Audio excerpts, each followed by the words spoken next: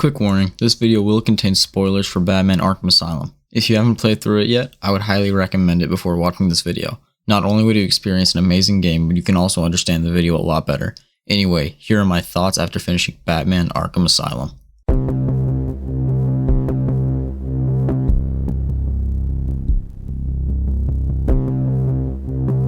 After recently rewatching the most recent Batman movie, I was reminded of the fact that I've seen the majority of the films but never actually touched any of the games. I've always known they exist, but they've just kinda lingered in the ever-growing backlog of games I've yet to play. The Batman franchise covers decades of media dating back to 1939 with its first official comic book. Other comics, TV shows, movies, games, and books have captured that same dark and somewhat gothic feel.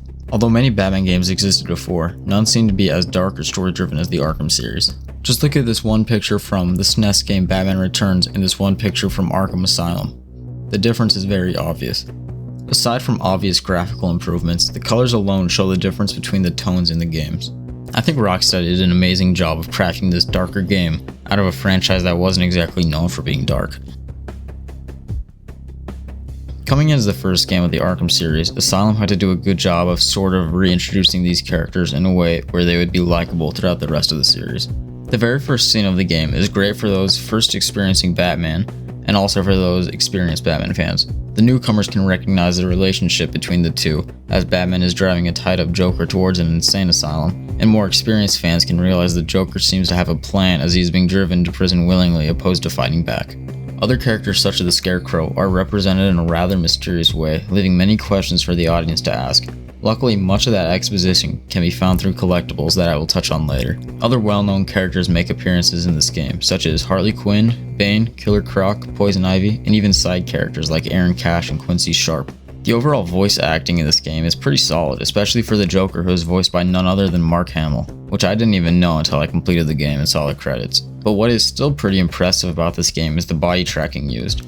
While it was still in its earlier stages at the time of release, it's still pretty cool to look back at a game like that and compare it to modern games to see the difference. Overall, I would definitely say the characters are represented well in Asylum. 2009 was full of story-rich games such as Assassin's Creed 2, Halo 3, and Borderlands. Batman Arkham Asylum needed a solid story, or it would have simply been ran over in the stampede of game releases that year. Although it is a relatively small 12-hour game by today's standards, at the time 8 to 15 hours was a pretty common game length and honestly a length that I prefer. Let's compare the time to beat Batman to some mainline Ubisoft titles in the last few years, so Assassin's Creed Valhalla, Watch Dogs Legion, Far Cry 6, and let's even throw in Rainbow Six Extraction. The average time to beat across all these games according to HowLongToBeat.com is 27.38 hours, and keep in mind this is purely main story content. Admittedly, the average is brought down largely by Valhalla and its absurdly drawn out story, but it still needs to be accounted for since it's one of Ubisoft's big hitters. 27 hours is anywhere from 12 to 19 hours longer than games back in 2009. But would people really argue that a game like Watch Dogs Legion is much better than Asylum because of the length of it? Obviously not. The length of a game isn't the be-all end-all of a player's experience or the quality of the story, but it can start to paint a picture of how the games industry has started sliding towards more bloat-filled games rather than games that focus on a good story. The longer the game doesn't equate to a better experience. With that in mind, I'll give a very quick rundown of the story, so spoilers ahead. The very first cutscene shows a captured Joker being driven to the asylum by none other than Batman himself. Within minutes, he breaks loose inside the asylum, but unbeknownst to us at the time, this is actually all part of his plan. Joker planned to be brought there so he can gain access to the Titan formula from Dr. Young. The Titan formula is a formula which pretty much turns anyone into this mutated, super strong monster sort of thing. He hopes to inject himself and his followers on the island with the Titan formula to form some sort of mutant army. The majority of the game is just chasing the Joker around while having to rescue others such as Commissioner Gordon. A couple boss fights occur, such as with Bane, Killer Croc, and Poison Ivy, along with some other sort of mini-bosses which I'll touch on later. You eventually catch the Joker at the end, where he injects himself along with Batman with the Titan formula. Batman fights back against the effects, while the Joker completely embraces it and transforms into this beast. I know I'm missing out on some parts of this story, such as the little challenge area sort of things that Scarecrow puts you into, but they're not very important to the story. But that's pretty much it. Overall, it's a pretty good, straightforward story that is fairly easy to keep up with. In my opinion, it isn't anything too spectacular, but it definitely was good enough to be one of the standout titles of 2009. I think the entire Arkham series is more popular for its gameplay rather than story. Don't get me wrong, I really enjoyed the story, but personally the gameplay vastly outshines it. Take a game like Elden Ring. I, along with many other people, really didn't know what was going on half the time, but what we did know was that we had to fight bosses to progress the game, and I think that some of this is true with Asylum as well. In the game, if you see a large group of enemies blocking a door, usually the next objective is behind the door that they are blocking. Again, I think the story is great, but I think a lot of the game is fun because you are taking down hordes of enemies flawlessly and looking badass while doing it. I think a good example of this is the survival mode, which I have some gameplay of playing in the background. I could play survival for hours, perfectly timed punches and tools such as the grapple gun to pull enemies closer, all while playing in environments featured in the game. It's really a perfect storm. Other than the fighting, much of the gameplay includes looking for clues while tracking in detective mode, looking for weak walls to blow up with explosive gel, and crawling through vents to the next objective.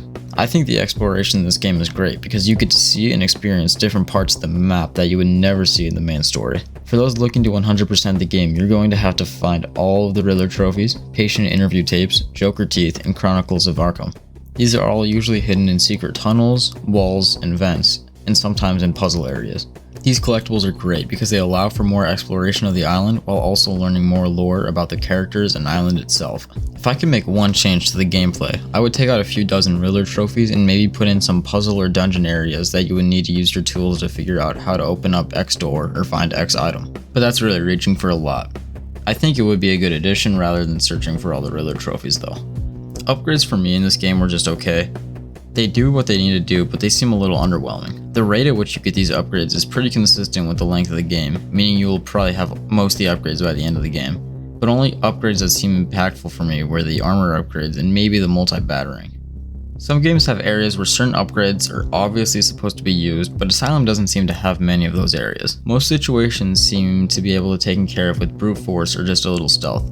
Upgrades such as Auto Proximity Detonator, which detonates explosive gel when you walk close to it, just seem completely pointless. I could never see myself in a situation when that would be useful in this game. The armor/health increase was extremely helpful, but it's pretty much standard in most games, so it's to be expected. Maybe I wasn't utilizing the upgrades correctly, but I was more than fine with just the normal fighting system. The fighting system in this game is just absolutely amazing. I think it's the reason that the Arkham series is so popular. It allows you to jump from enemy to enemy, punching, stunning, dodging, and also using your tools. Other games such as Spider-Man are using that same similar style, and I think the Arkham series really pioneered it.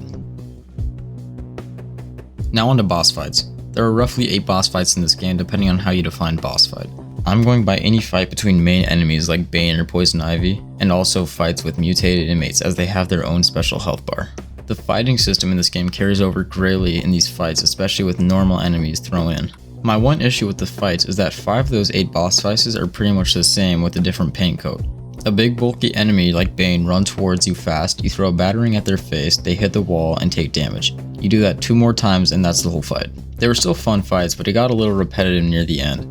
The other 3 fights, which were Killer Croc, Poison Ivy, and Titan Joker, weren't much better when it came to quality. The Killer Croc fight could have been so much better, but instead the fight is just slowly walking along these floating platforms because if you run he will detect and kill you. Every 30 or 40 seconds he would jump up at you and run after you. So in order to stop him, you once again throw a batarang at him and he gets stunned and falls off. Eventually the fight, if you could call it that, ends in a chase sequence, which is pretty exhilarating. Poison Ivy was a much more traditional boss fight, with multiple stages and movesets to memorize. The attacks needed to be avoided are these red projectiles shot about plants surrounding Poison Ivy, the thorns being brought up through the ground which section off parts of the arena, and mind-controlled security guards that she puts in the arena.